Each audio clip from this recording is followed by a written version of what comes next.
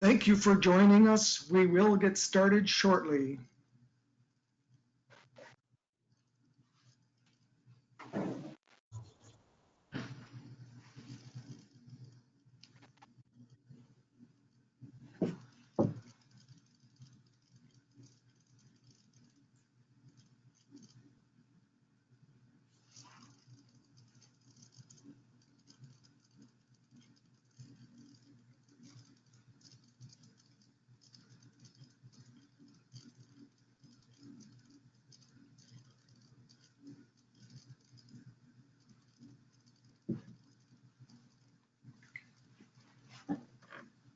Welcome everyone to Key Steps to a Successful Aircraft Transaction.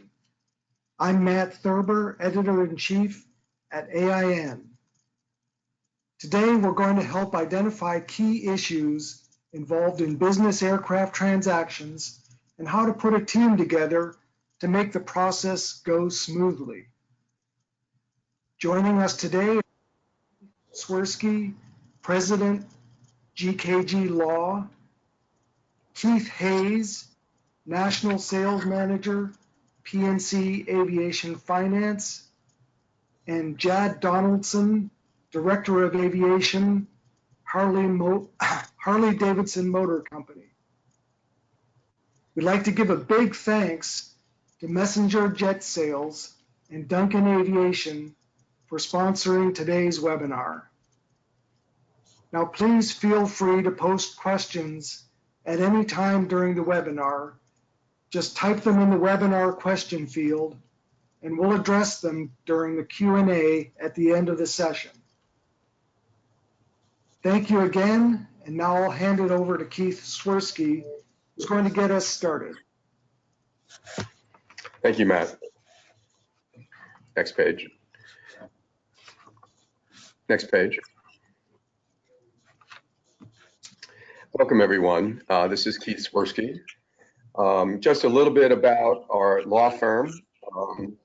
I wanted to just mention a few things. Our firm started in aviation 60 years ago.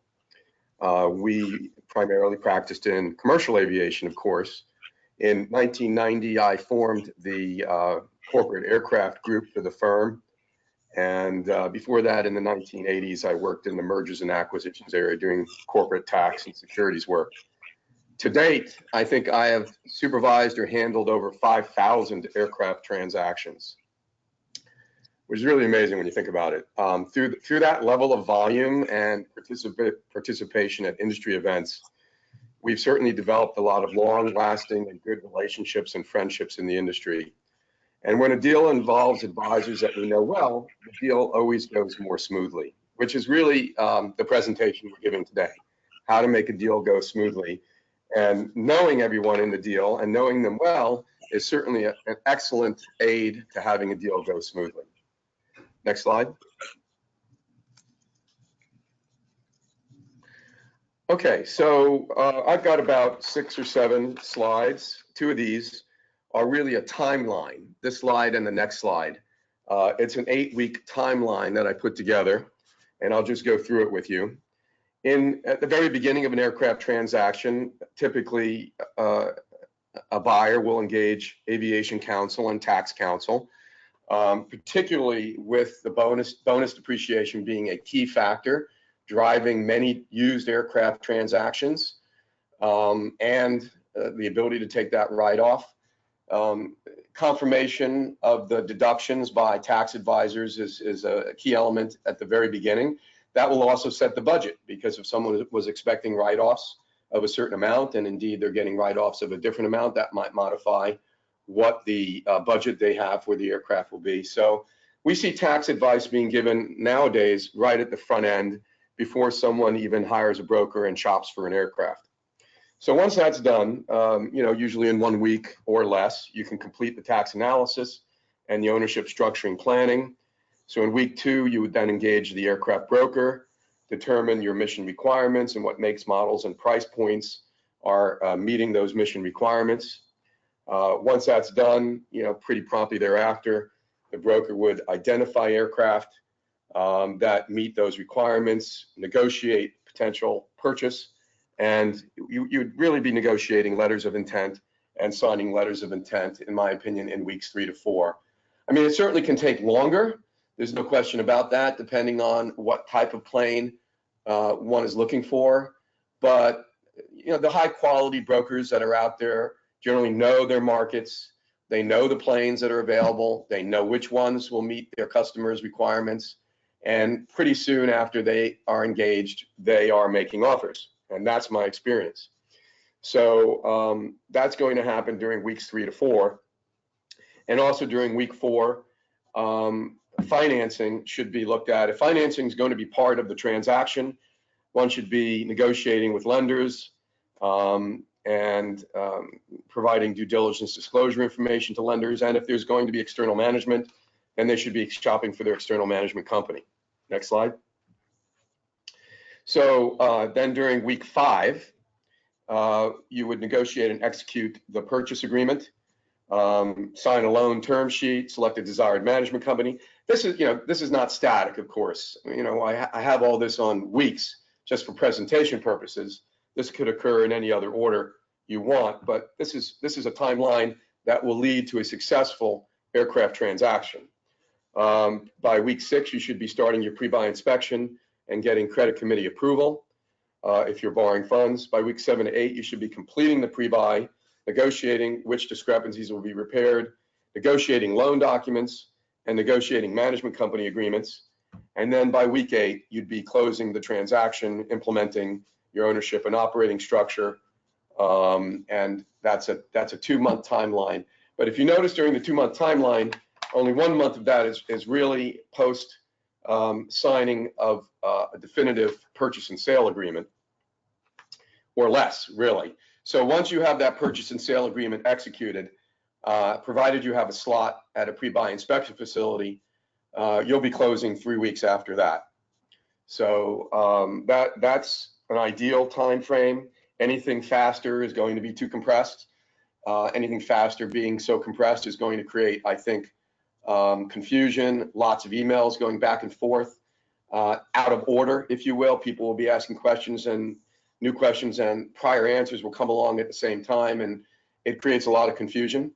Slower is fine, because just being slower allows for more time to contemplate all the issues and get your act together for successful closing. But it's not required. More time is not required. That's really the point. All right, next slide.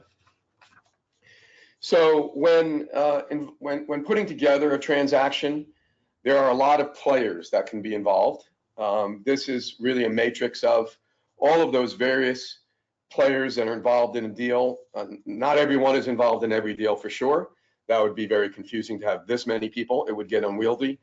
There is a subset, but and certain people are talking to other people. For example, the broker would be talking to the CEO, whereas as an attorney, I rarely would be talking to the CEO in the process of buying an aircraft, but I would be talking to the CFO and the corporate general counsel. I would be involving accountants as needed. I would be talking to the aircraft broker. I would be talking to the commercial lender and the lender's counsel. I would be setting up and organizing and coordinating escrow with the title company. I would not be talking to the pre-purchase inspection facility. Typically, that again would be the broker's responsibility. The broker would normally be also coordinating with the chief pilot or the aircraft management company as needed to involve them in the inspection process. If there's an aircraft technical consultant, again, that individual would probably be more dealing directly with the aircraft broker. If there's a trustee, because we're setting up an owner trust, that's somebody I would get involved with. A DAR as a technical person, so that would be probably fall within the scope of the inspection facility and the broker to deal with. And as an counsel, I would deal with the customs broker. Now, ideally, you get a lot of people on one email chain, but only those people that are critical for for dealing with each stage of the transaction. Otherwise, you'll be involving people prematurely or too late. So it's important to put together the right email chain. Next page. So this next page deals with key closing checklist items. I'm a big believer in putting together a closing checklist. We have at our firm developed a form of closing checklist that's 8 pages long, and each page probably has 12, 13, 14 line items with multiple columns. Not all those are applicable to each deal. I mean, in each deal, we go through all of those 8 pages and modify our standard checklist to customize it for the transaction.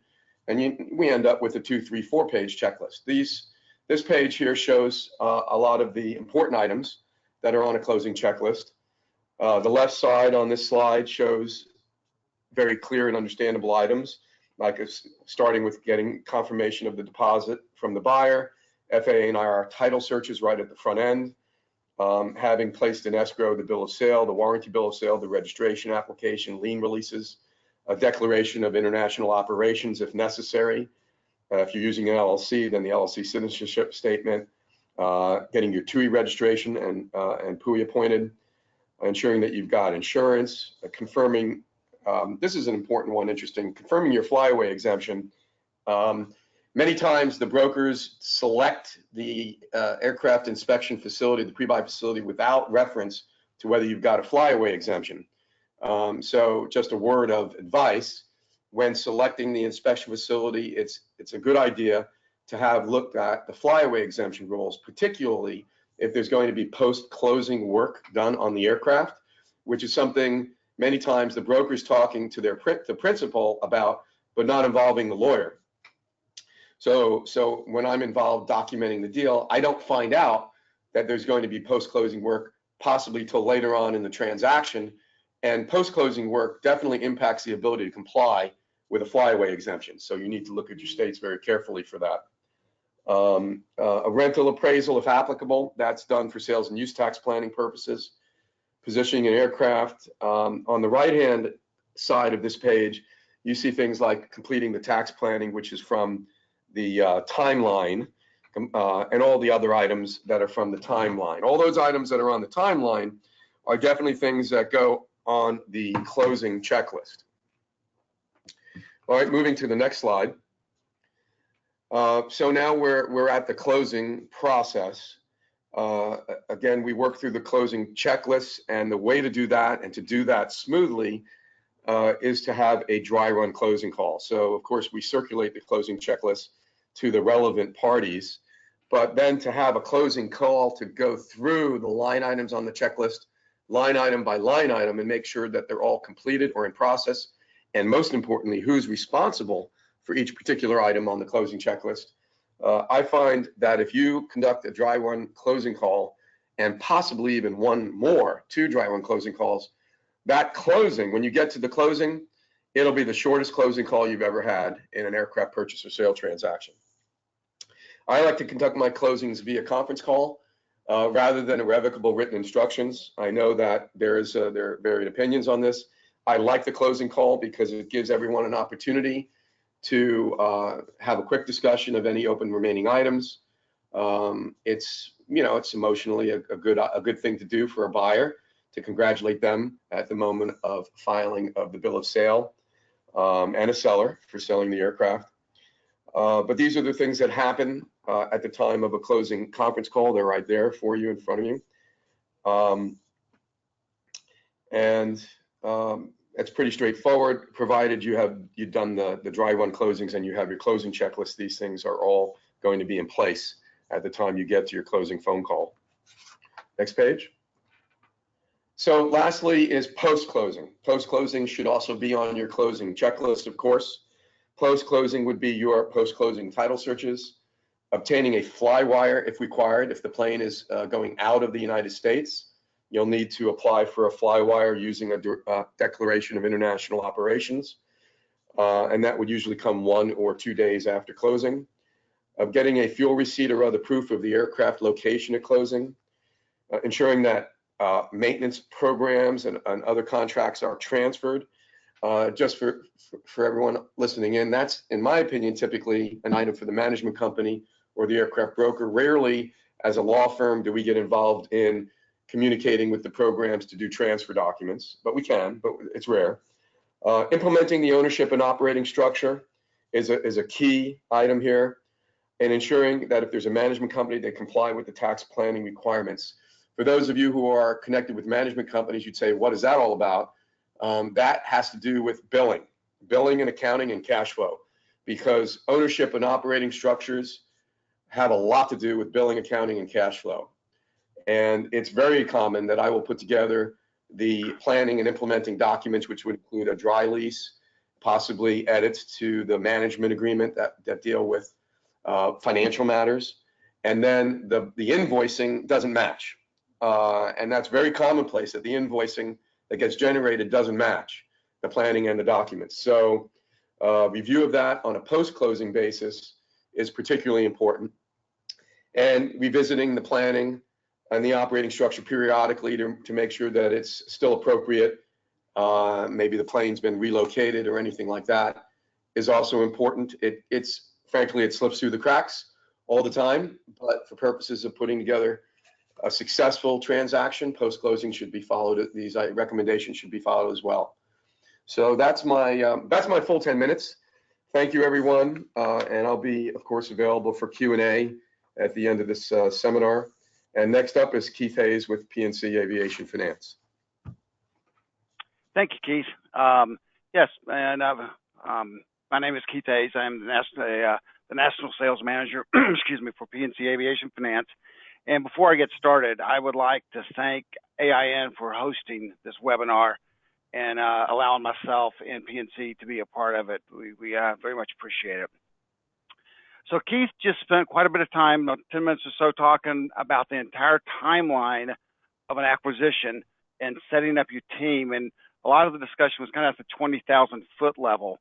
But as you walk through his slides, he referenced the financing of the airplane in week 4, week 5, week 6, and week 7. So it's something that comes into play throughout the transaction, and there's a right way and a wrong way to do it. So what I'd like to do is kind of take the financing now from a 20,000 foot level down to a 5,000 foot level and get into some of the more specifics of what's going to take place as you look to finance your airplane. So we can change the slide, please. So this first slide is kind of just an overview of PNC Aviation Finance. We are a vertical, wholly owned by PNC Bank, the 6th largest bank in the country. We are made up of a group of over 40 people that focus 24/7 on corporate aircraft. So we're not doing marine one day and trucks the next and then aircraft. We are focusing 100% on aviation. We work with all types of clients, whether it's a high net worth individual or an entrepreneur. We work with mid-market companies and then also large corporate credits up to the Fortune 50s. And to be able to service all those types of clients, we also finance all types of airplanes. So whether it's a $2 million turboprop or a $70 million G7000, Global 7000 or a G650, we're in all the spaces. And I think the main reason I mention that is, as you start a relationship with a financing partner, the first plane you may buy could be a turboprop or a light jet.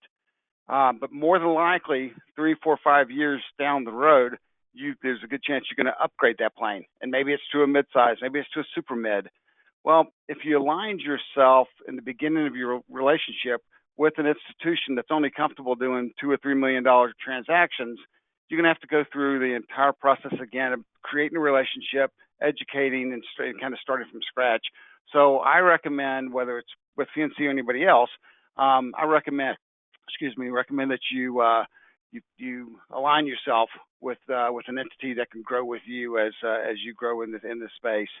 The last bullet is just something we're proud of. PNC Aviation Finance has been the #1 lender based on the number of transactions closed in the U.S. since 2009. We're confident in 2019 that's going to remain the case. We'll close somewhere over 200 transactions this year. So switch to the next page, please.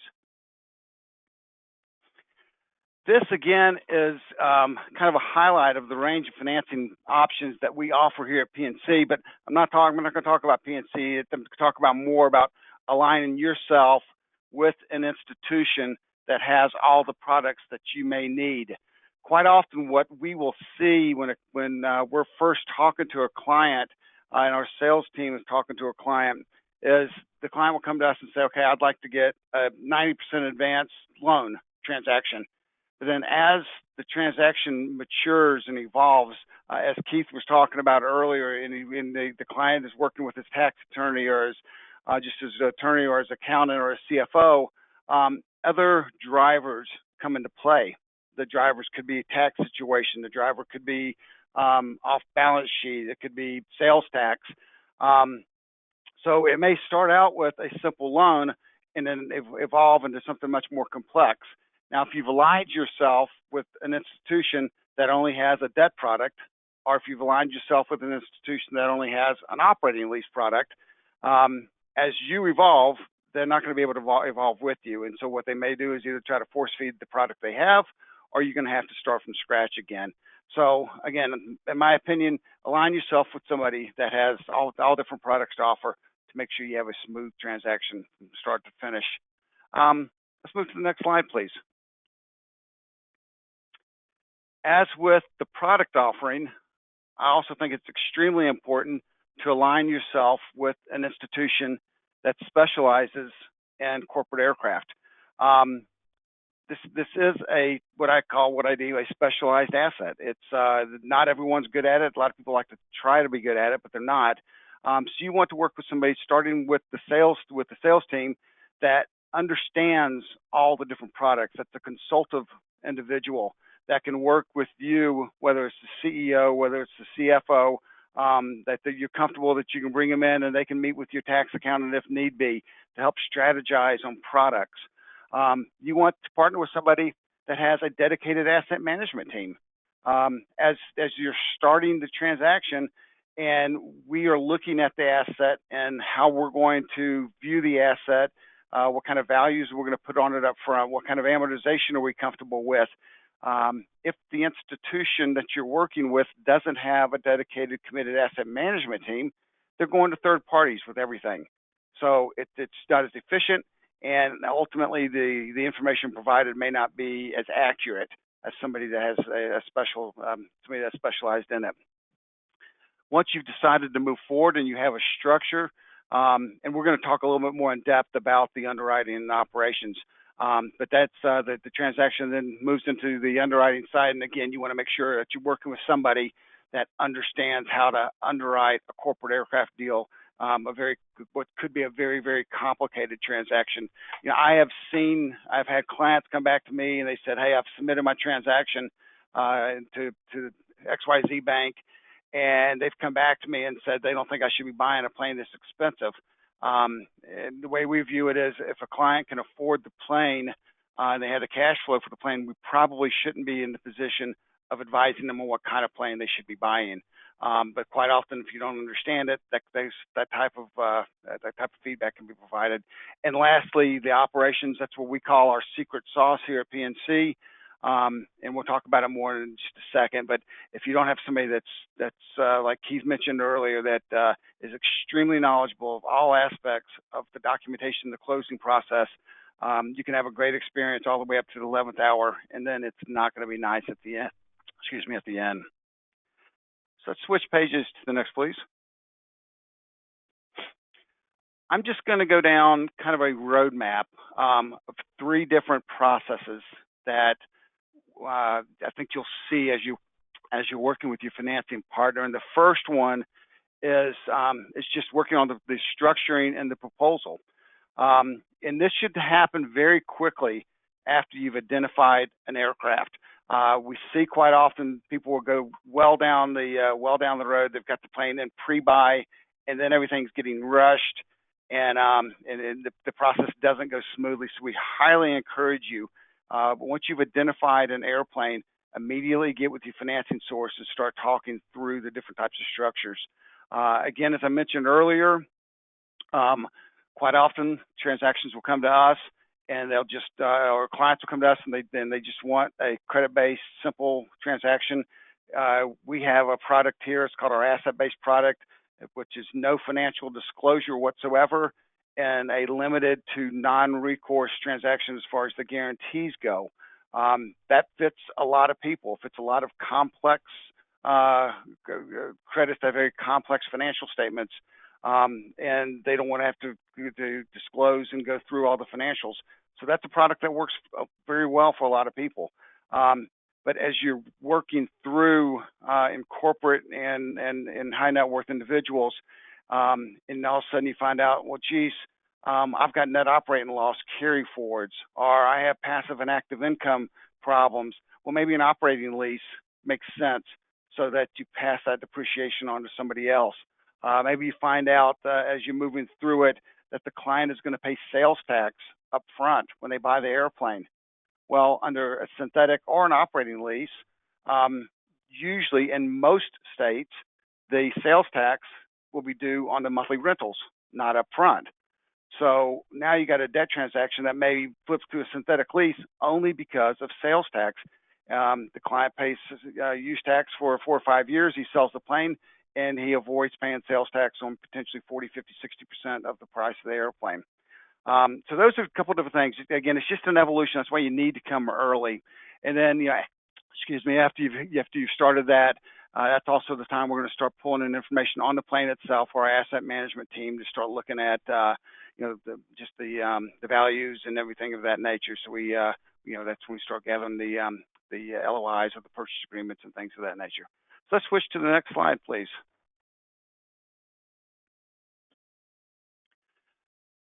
The underwriting piece, a lot of this quite often is done up front along with the proposal. So it should be anyway, to make sure that whoever is proposing the transaction can close it exactly the way they propose it. And the biggest piece and the biggest takeaway I'd like to share with you on this one, whether it's a company that ultimately is going to need 3 years audited financials, or if it's a company that doesn't have audits, we're going to need internal statements and probably tax returns to back those up. For individuals, tax returns and K-1s, personal financial statements, et cetera, et cetera. And the key on this slide is very often prospects will come to us, our brokers will come to us, our other referrals will come to us, and they'll say, this guy is solid. There's nobody better than him, her, the company. We need your best rate and your longest amortization. Well, that's very difficult to do without the financial information. So what we highly recommend is earlier is better. Provide the financial information. It doesn't matter who underwrites the deal. You're always going to have to provide the information. So you might as well do it up front. And when you do that, what's going to allow the lender to do is get more aggressive potentially on the advance, potentially more aggressive on the amortization, more aggressive on the interest rate, just across the board. So come early, come often, and provide everything. And then the last piece of it is the know your customer. Every regulated entity out in the space now, knowing your customer is huge. It's important. If you have a checkered past or something that you need to disclose and talk about it, I highly recommend doing it up front because it will come up, and there's no reason to come to the 11th hour and then find something in personal searches that are going to create an issue. Let's move to the next slide, please. So lastly, but most important, or as important as any, is operations or closing, the third step as you go down the road. Operations also typically run parallel with the underwriting. This very, very, very short checklist I have here is only a couple examples of things that have to take place. The different searches and there's title searches.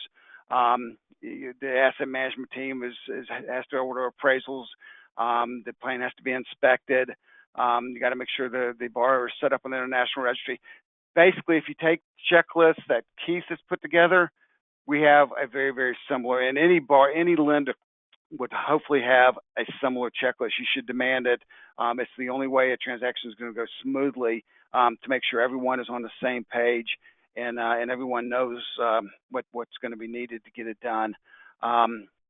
Again, with everything else, highly encourage we see clients quite often say, okay, everything's fine. I'll get the documents done at the last second. And then they come back at the last second and they want to negotiate the documents.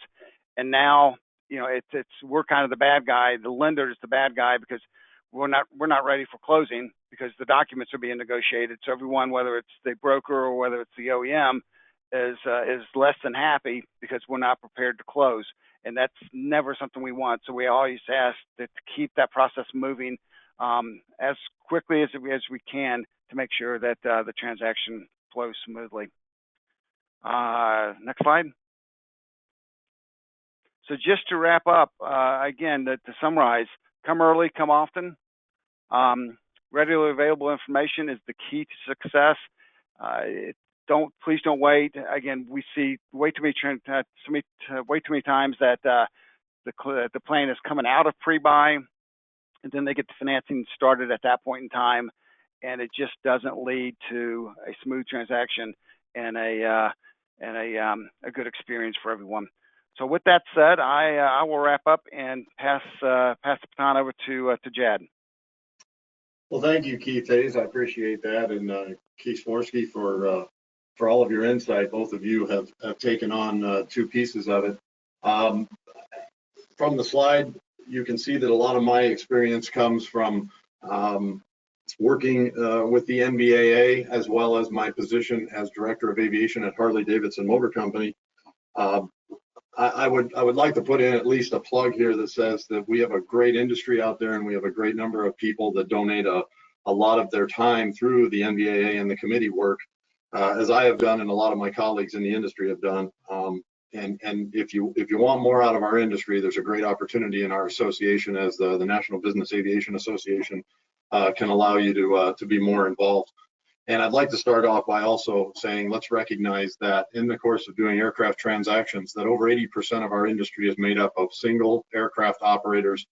And there's a lot of differences between each operator, what they do, how they do it, and how they put it together. So as Keith today have elaborated with some detail and some different viewpoints, I'm going to take it up a notch and maybe throw this in at a 30,000 foot view from an operator standpoint. This could be from a standpoint of a chief pilot or a director of aviation or somebody uniquely integrated into a flight department or in the course of buying the aircraft for a principal that would be involved. So I'm going to start with that, and we're going to talk about a couple different pieces. Next slide. I broke it down into four very basic things, and I'm keeping it very, very high level here, but we're going to talk about transaction nuance. Don't try this alone. Are ethics important? And setting the right expectations. And those are the kind of the things I want to touch on today. Next slide. First, I think it's most important that we all recognize that no matter what transaction you're involved in, whether you're buying or selling an aircraft, no two are going to go alike. In the transactions that I've done in the course of my career, no two have gone the same way. Thankfully, I haven't had any of them turn into an utter train wreck. I would say that, but I've heard of lots that have. I would say that if you wanted to have an analogy for how best to go about doing a transaction with an aircraft, it's like creating and orchestrating and choreographing a really great ballet. If you spend the time and you put together the moving pieces of how the ballet is going to work, you are going to have a very successful outcome. And if you want to take a shotgun approach to it, so to speak, it's probably going to unravel itself very quickly. And as you've seen from both Keith S. and Keith A. Hayes, as part of this, you've noticed that there's a lot of detail in there from a legal and a financial standpoint, but there's also a lot of other things that we need to talk about today. I say understanding the financial structure of all involved because I've seen transactions where people either don't have the ability to actually buy and they're representing that they do, or they don't actually own the asset that they're actually getting ready to sell. And that's kind of important to know that part of it. And as a buyer or seller in the transaction process, if you're representing either side of that party, you should know exactly what it is you're involved in. Also know that each party has a goal in the process of something they want to achieve, and every party involved, and what I say is every person who's involved in it has that. You need to know what the relationship is between each party in the transaction. And you need to make sure that if they're representing, if you're working with them on your team, that your team, you know what they do, you build the relationship, and you make the transaction move forward. You know, what I would say is that all of this revolves around one really important logic path, and that is the power of trust. Because at the end of the day, we're going to trust that everybody on both sides of the fence of a transaction are going to come to the table representing what they have freely and openly, and you understand what's going on. And if the trust begins to break down, and I know this sounds a little ethereal, but at the end of the day, this is exactly what either makes it go smoothly or makes it fall apart. Next slide, please. So I talk about not trying this alone, and what I really mean by that is I've seen transactions go very, very badly when people try to do everything all on their own, or they think they know more than they do and they don't build the right team for success. This part of it is extraordinarily critical, and I think both Keith Swirsky and Keith Hayes have pointed out from both a legal and a financial standpoint, if you didn't take anything else away from their presentations today, is that there's quite a team that's sitting in behind here, and having that right team with the right players is extremely important. I think there's another part of this that's important too. When you start one of these processes, it seems like, at least in my experience, we get a lot of people snapping themselves onto the equation that aren't necessarily important for the transaction. And that can muddy the waters, and it can also add a lot of confusion that is not necessary. So I go on to say that you really need to have everybody's roles defined.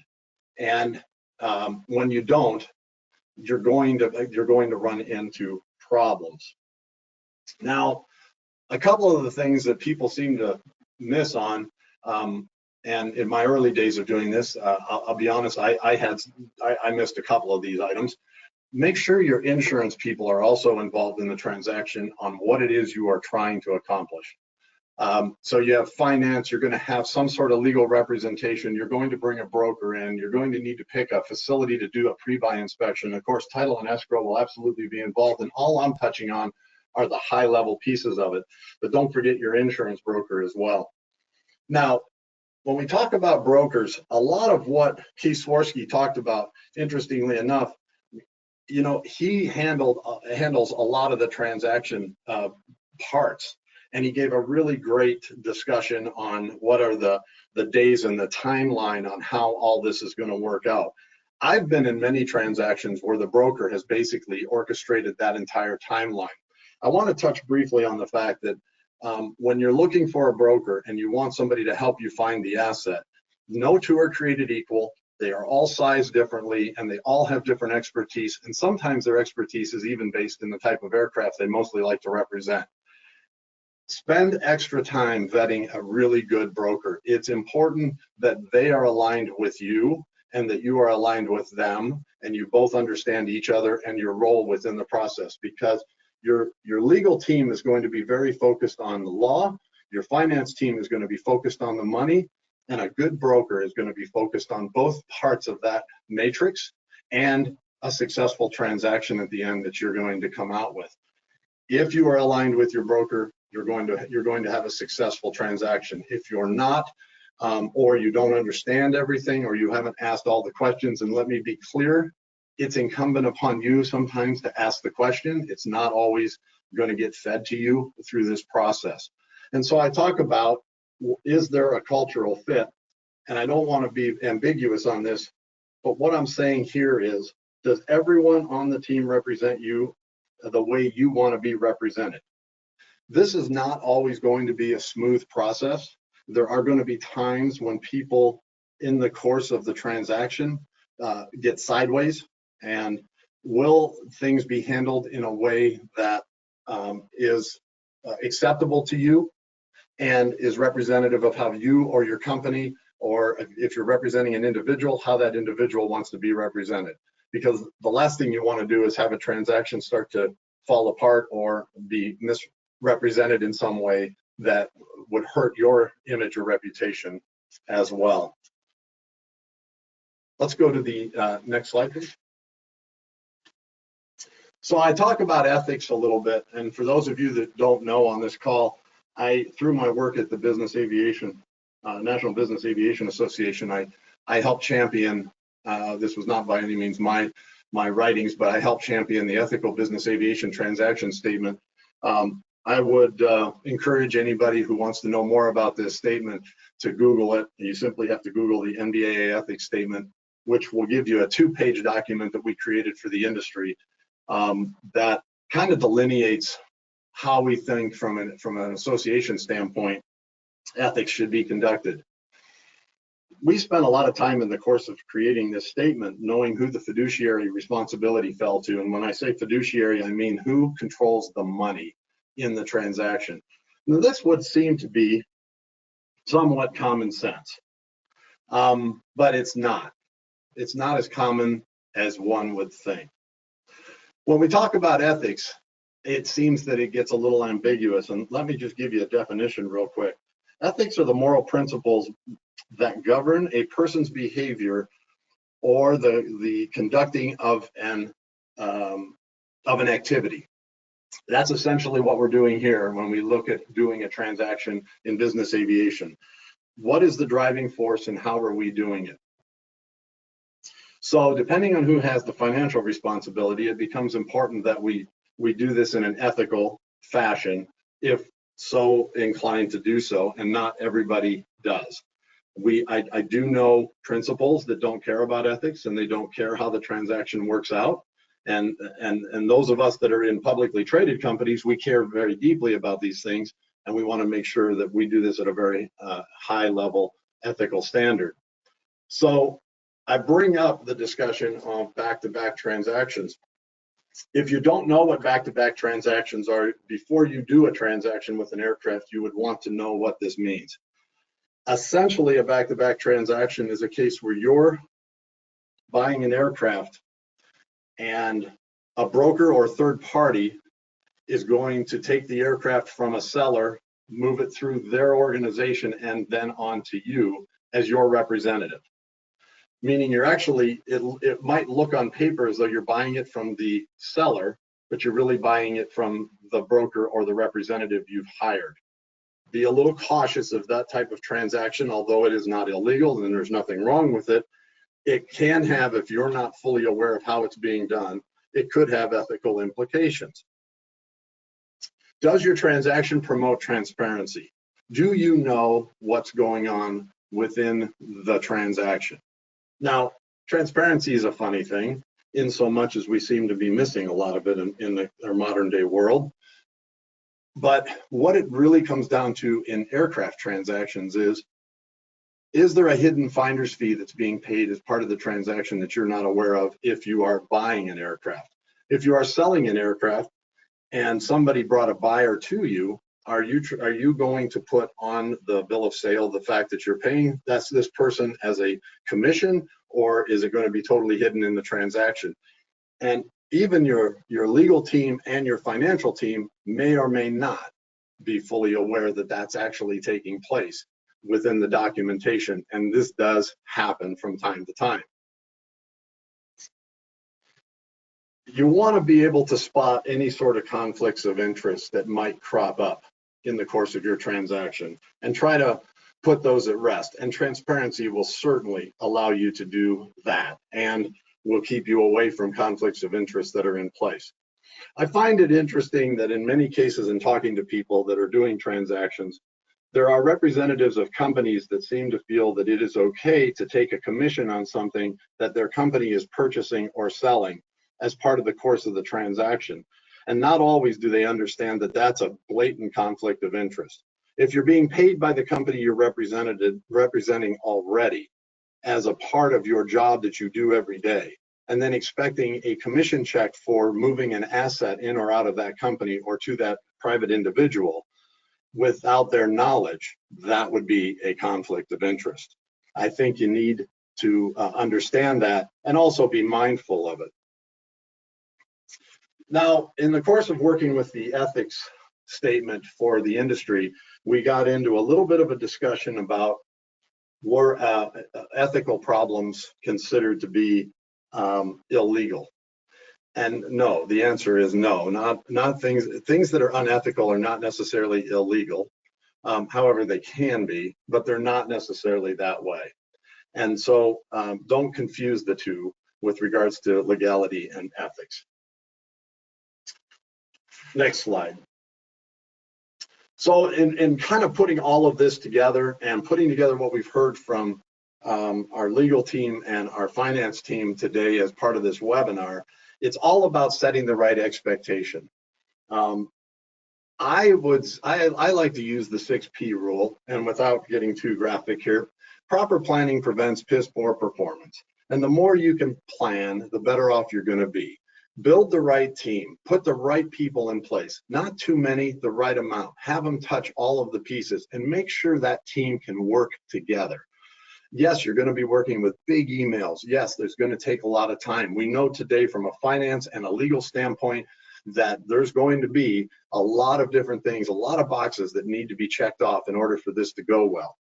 So know your team, build your plan, and understand that through the course of the process, first off, if you think it's going to take a month, plan for 2, because it's going to be a little bit longer than you think, and understand that along the way, there's going to be a lot of variables. And the variables are certainly going to come as the power of trust begins to get built from a standpoint of do you know that the asset that you're selling or buying is represented as expected?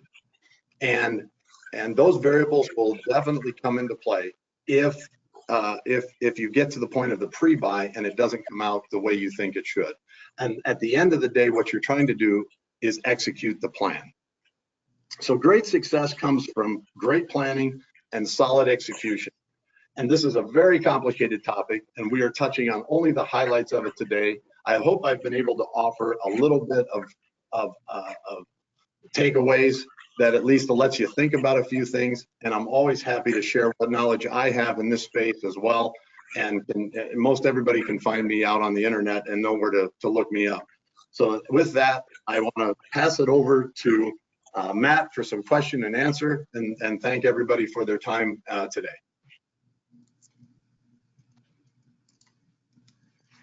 Thank you, everyone, for participating. Thank you, Keith Swirsky, Keith Hayes, and Jad Donaldson. And let's address some of the questions that have been posted.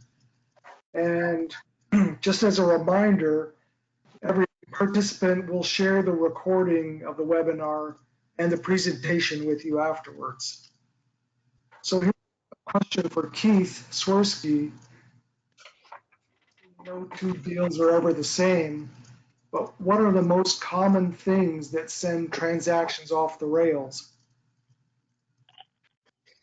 Oh, thank you for that question. Well, I think that Jad touched upon in his very last couple of slides a lot of things right there. Ethical considerations, back-to-back transactions can create complexity, and they create complexity because let's say you're buying a plane, but you're buying it through an intermediary party. You don't have visibility to the transaction that intermediary party has with the ultimate seller, or conversely with the ultimate buyer, depending on which way the intermediary is going with the aircraft. That creates difficulty because there are discussions that occur that are critical to the success of the transaction that you may not know occurred, and they may not be disclosed to you. So that happens. I was involved in a closing that happened last week, and my client was both buying a plane and selling a plane through the same broker who was passing both planes through their books. And we didn't know until the very end that the plane we were buying was coming through 3 bills of sale before it came to us, all back to back to back. And there was a lot of difficulty in getting that deal to the over the finish line based on a myriad of documents that had to get into closing that we had no idea had to get into closing. But I guess transparency and checklists and being prepared is the way to avoid all of that. And you do your best to be able to be prepared based on what you know. So knowing all the information is the best way to avoid the problems. So I hope that answered the question, Matt. Great, thank you. So we have a question for Jad, and that is, how do you view back-to-back transactions by themselves as unethical? And if so, why? Because sometimes it may be the only way for a third party to make a commission if the seller and or buyer don't want to pay a brokerage fee. That's a great question. Again, I would go back to the transparency effect. If you're setting up the back-to-back transaction because you're not going to get paid, then we need to determine how you would get paid in the transaction, or if it's because you're structuring the back-to-back transaction in order to get the transaction done, but all parties are aware that there's a commission coming out of the middle, that's fine too. I mean, if you are representing the aircraft at X and you're buying the aircraft at X minus a value, but that's how you're making your commission. The buyer knows what they're buying it for, the seller knows what they're selling it for, and you're building it in the middle, and the buyer knows that you're tacking it on, then there's no problem with that. That's no issue at all. But if the buyer thinks they're buying it from X seller and you're in the middle marking it up and sending it to the buyer, and the buyer's unaware that you're doing that, that's good. That's going to become a little bit more tricky in the course of that transaction. And I think you're good. Certainly if the buyer finds out you've done it, you've probably lost a customer for life. And if the buyer's not willing to pay you the commission, then they're not willing to pay anybody the commission and or the seller in that same event.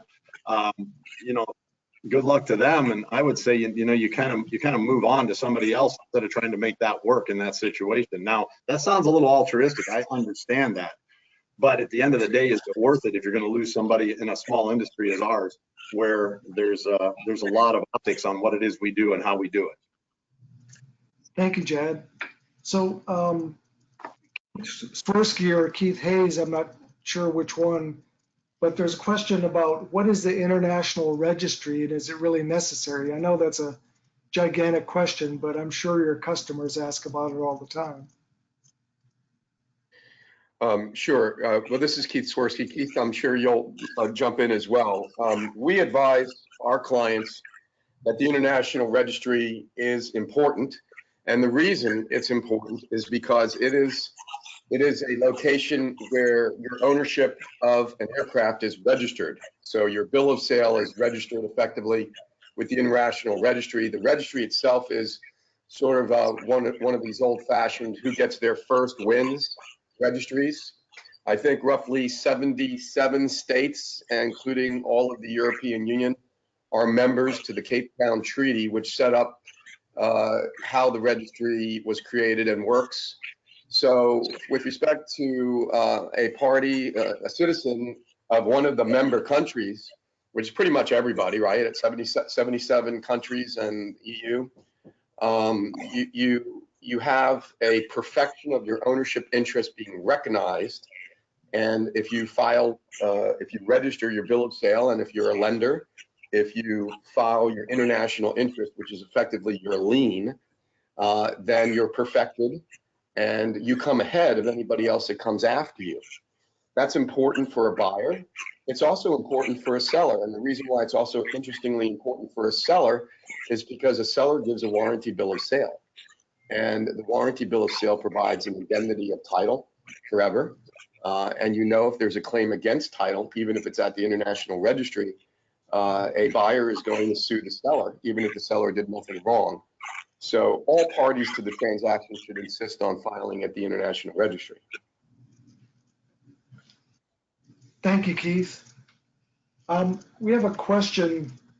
How are you at present addressing KYC compliance, and what about potential politically exposed persons?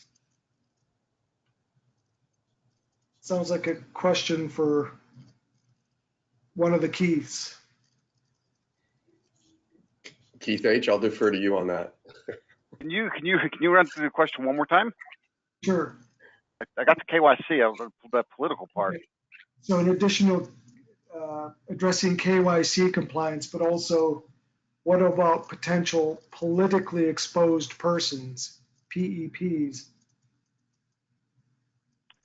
I would defer to some extent on these specifics as it relates to the PEP side of it. The know your customer is absolutely crucial, and it's done on every transaction. Every high net worth, every entrepreneur, every company, searching the records at all levels to get comfortable with everything as it relates to KYC is crucial. And somebody asked earlier, when, what types of hiccups do you have, and what can cause issues on transactions from closing? KYC is one of the things that we see, and that's not very often, but you can have a transaction that's going very smoothly, and then at the very end on a search, you find something that you have an issue with, and it's just not acceptable, and it can kill a transaction at the 11th hour. I'm not sure if that answers the question or not. Let me just supplement it's typical that the escrow companies will perform through their own software database all of the KYC due diligence necessary, that is otherwise not being performed by the lender, and many times there isn't a lender involved in any event. So you do need the escrow company to do that, and they will do that. And if I could jump in on this from an operator standpoint, as a buyer or seller representing, the operating entity, not in the legal or in the financial arena, for instance, if you're selling an aircraft, you as the seller under the current law is required to make sure that you understand the buyer's nationality and their intended use of the asset that you're selling. And you had better make sure that the right team in the course of the transaction is doing all of the due diligence for you, because at the end of the day, they're not responsible, you are. Great, thank you, Jed. And while you're there, we have another question for you. As an operator, when you're involved in selling an airplane, what are the hardest parts?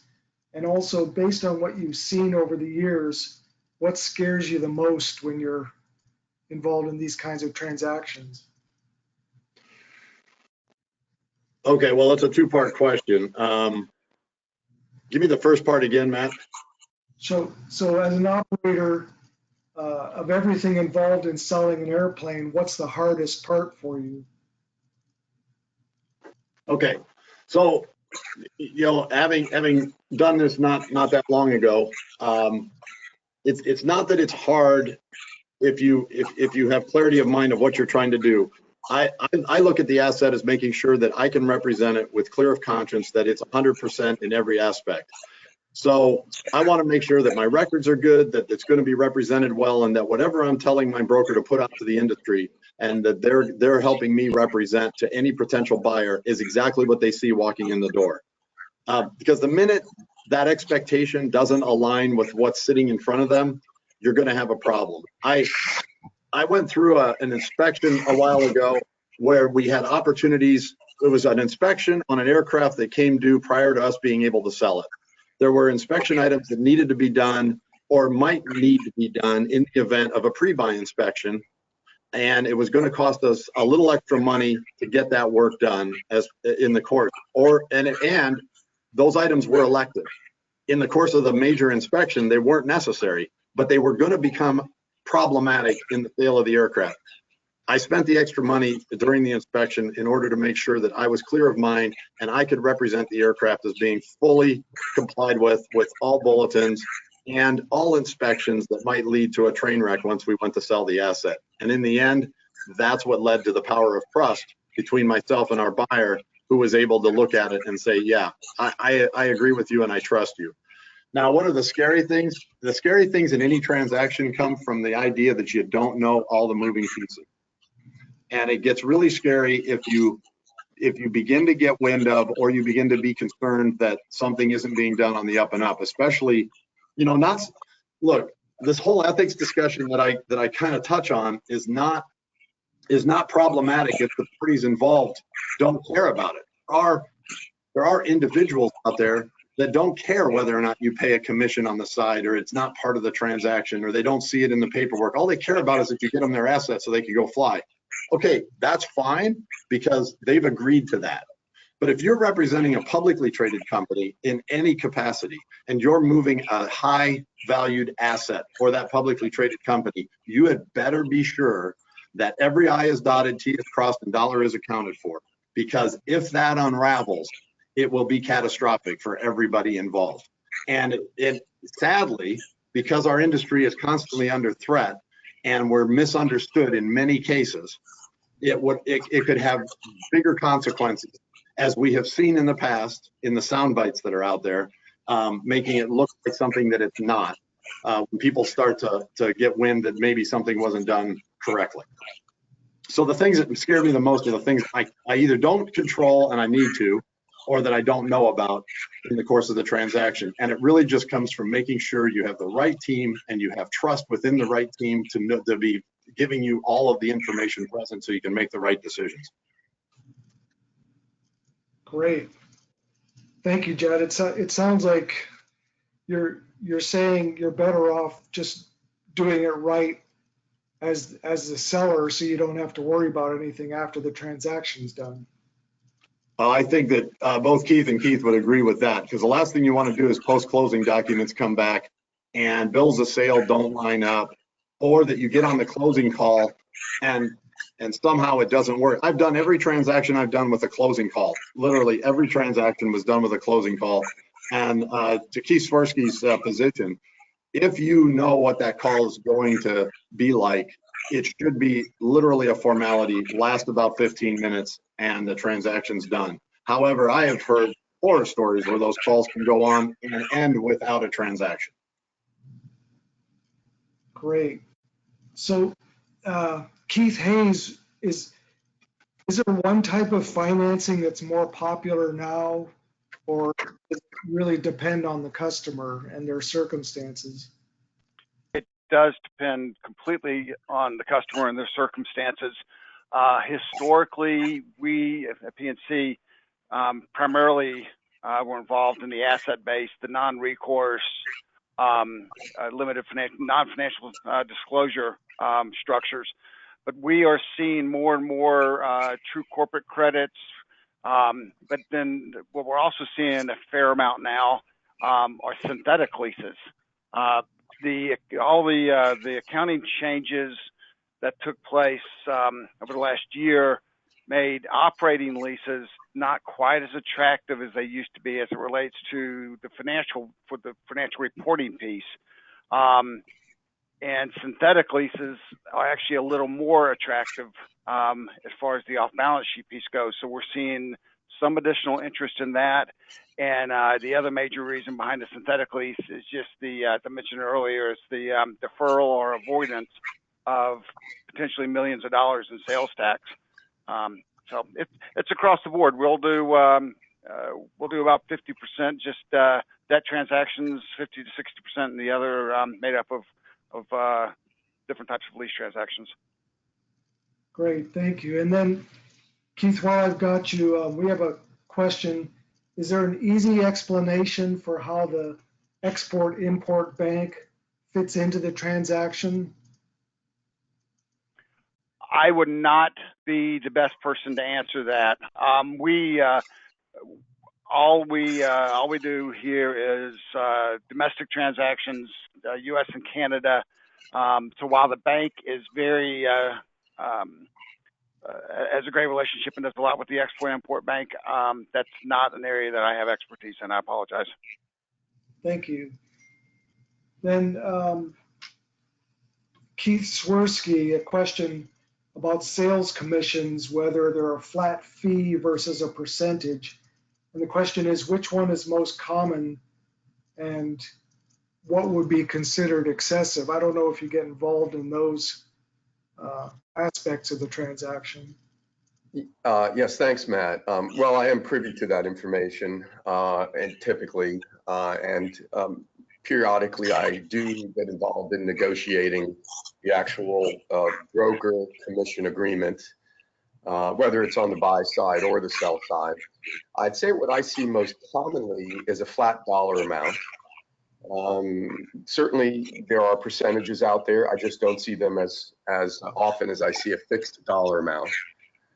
And, you know, I think there's a broad range of numbers. You know, if you're talking about the upper echelon of aircraft brokerage companies, the people that are the key players who do the vast volume of transactions, you tend to see 1% on the bigger planes, which is then rounded to the closest fixed dollar sum, you know, whatever that might be. And that's a pretty common number for the really top quality brokers. But believe it or not, you might see higher numbers from people that don't do deals very often. And many times that's because they're just not familiar with what's commercially standard in the market. There are a lot of aircraft brokers out there, so you can get some competition and lower numbers among the people that don't do many transactions, that are very eager to get in, and they'll do it for less to be able to get in the market.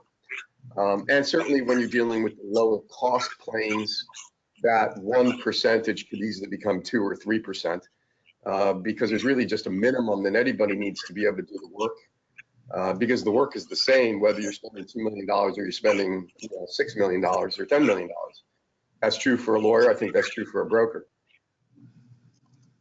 Great, thank you. And so let's wrap it up with one last question. Any or all can answer this, and that is the smoothest transaction you've ever been involved with. Give some examples if you can, and what made it go through so smoothly. This is Keith Hayes. I'll jump in. Typically speaking, the smoothest transaction is going to be the one where the client has done their homework up front. They have a sound understanding of what's reasonable in the marketplace on the financing side, and they have a sound foundation and understanding of what they need. But they also are willing to communicate with the team up front, as opposed to an RFP type of a situation. I think communication is key.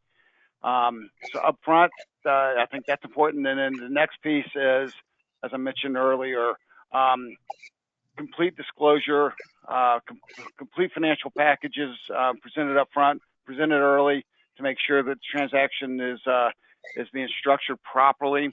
So open communication,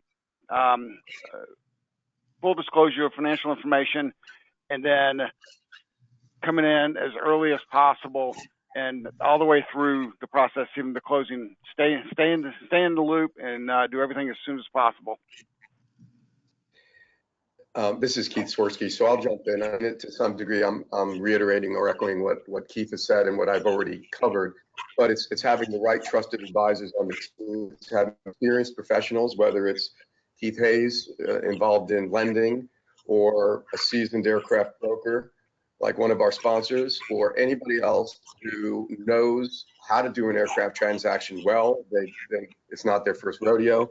And preparation, and not compressing the transaction into too tight of a time frame, so that everybody has the adequate time to move through the steps in the transaction without unduly rushing, and having the opportunity to think through the steps carefully, putting out your checklist, and having team calls periodically so everybody's on the same page and you know what's still outstanding in the transaction that needs to be completed.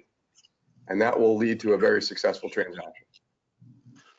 And my experience comes from having done several of these in my job as a representative for my companies that I've had over the years. And the easiest and best transactions are when you have put the team together, as Keith have pointed out today.